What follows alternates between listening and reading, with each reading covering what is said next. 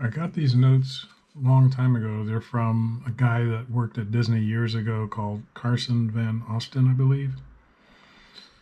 And they are for people that are working for Disney publication and comic strip and comic books.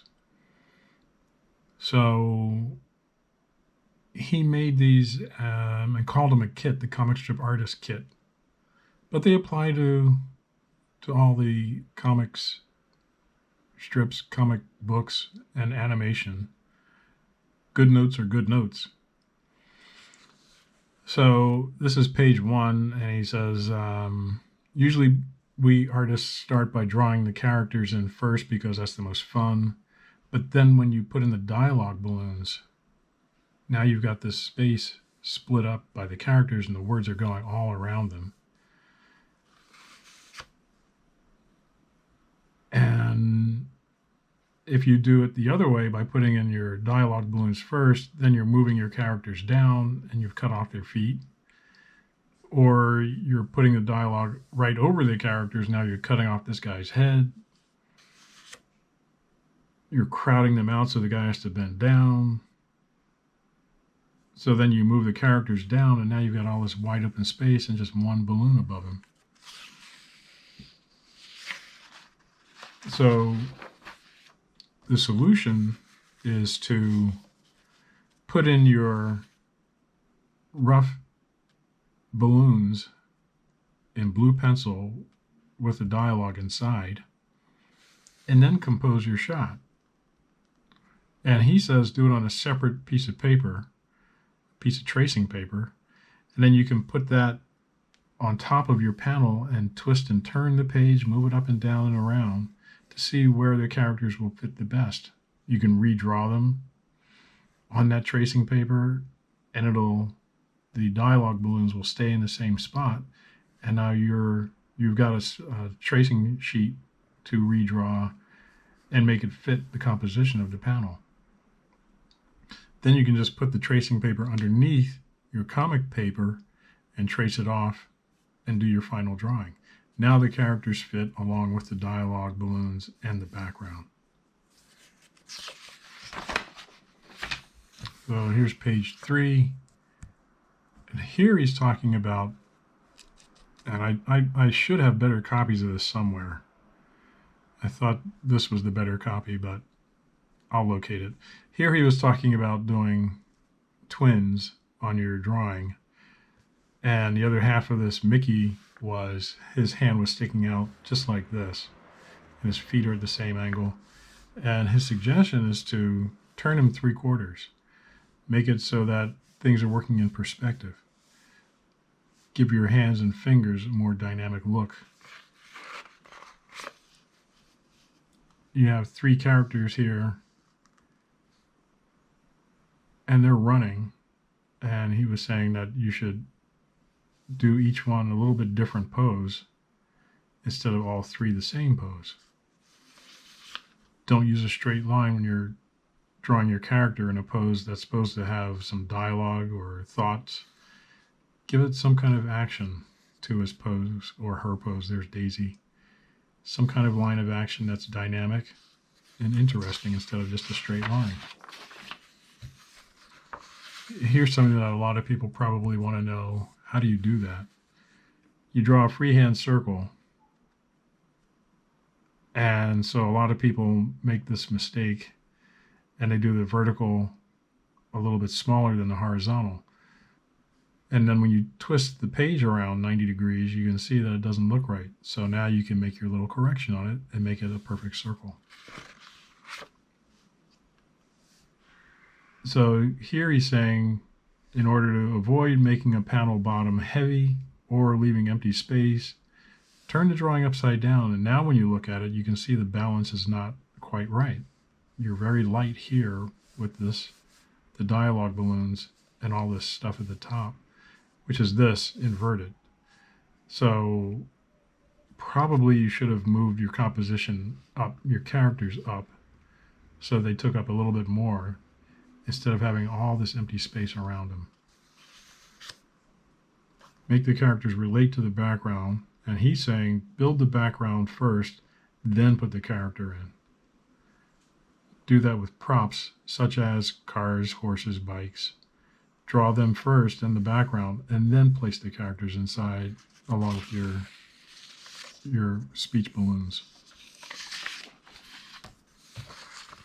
Here he's saying think out what the character's doing by thumbnailing. Do a small drawings first.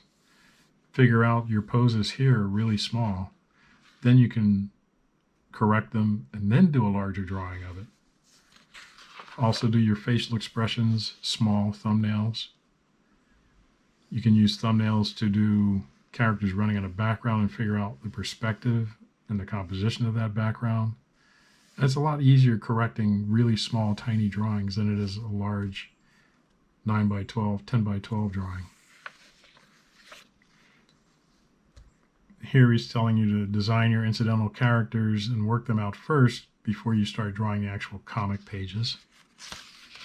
Draw them, design on separate paper. This page looks interesting because it contains different kinds of staging. He's got a long shot establishing, cut into a medium shot inside the car, a close-up inside the car, do an action shot of this guy running out of the building, and then in another long shot, he holds up the stop sign and motions for the car to stop. And you can do these on small paper first and then go to larger paper. The comic paper usually is done on 11 by 17 sheets of artboard, usually double thick, 2-ply Bristol board. You can work all this out on 8 by 11 and then eyeball it up or Xerox it up on a Xerox machine or scan it into your computer and do your digital drawing in whatever program you're using. The long shot establishes what's going to take place and where everything's happening. Very important in your story. The medium shot, you go in and show an exchange of dialogue or action between characters. Close-up is to use to emphasize the expression or the speech of the character. If you're going to do extreme action and you want to show that something is happening, you do a medium shot like this for him tripping over the net. Don't do it in this long shot because now we don't know what we're looking at.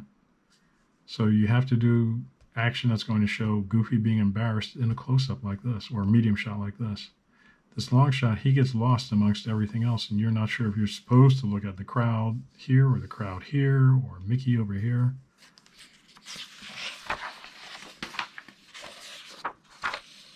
Now this is using staging in different angles and perspectives. You should not use a down shot like this with these dialogue balloons here. Nothing's going on. There's no reason to do a down shot. This is showing you that you need to know perspective and keep everything in drawing, that it looks right. Everything here is off kilter. This person used a down shot and it's just Mickey walking across. Your background should match the perspective of the characters, like you're looking just straight into the shot. You use a down shot, like here, we're looking at a map, and the guy is pointing to the map, Mickey's looking at the map, Goofy's looking at the map. That's when you use a down shot, when you've got something important to show. Use a low horizon, and suddenly a lot of your perspective problems are eliminated because things are viewed head-on. Here he's using a maximum use of space by having foreground characters, middle ground characters, and far background. You get a greater feeling of depth by keeping it somewhat on Mickey Mouse's eye line here.